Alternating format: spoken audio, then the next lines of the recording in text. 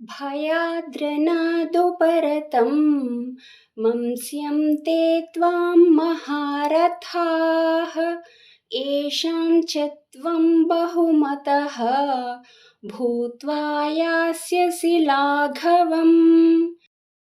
భావము: ఈ మహారథుల దృష్టిలో ఇప్పుడు నీవు మిక్కిలి మాన్యుడవు.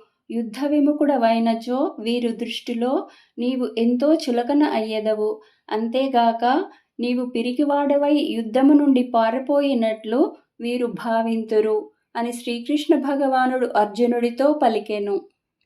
అవాచ్య వాదాంశ్చ బహూన్ వదిష్యంతి తవాహితాః నిందంతస్తవ సామర్థ్యం తతో దుఃఖతరం ను కిం.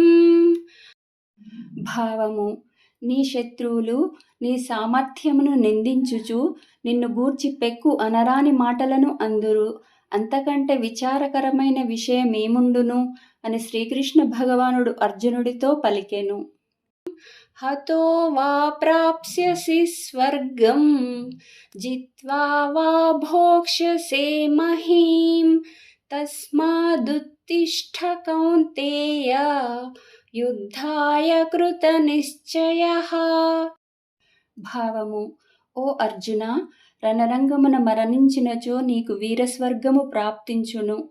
యుద్ధమున జయించినచో రాజ్యభోగములను అనుభవింపగలవు. కనుక కృతనిశ్చయుడవై యుద్ధమునకు లెమ్ము అని శ్రీకృష్ణ భగవానుడు అర్జునుడితో పలికెను.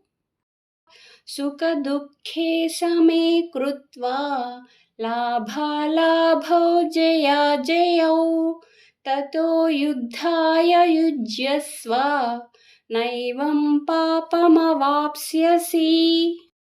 భావము: జయాపజయములను, లాభ నష్టములను, సుఖదుఖములను సమానముగా భావించి యుద్ధ సన్నద్ధుడవు కమ్ము. అప్పుడు నీకు పాపములు అంటనే అంటవు అని శ్రీకృష్ణ భగవానుడు అర్జునుడితో పలికెను.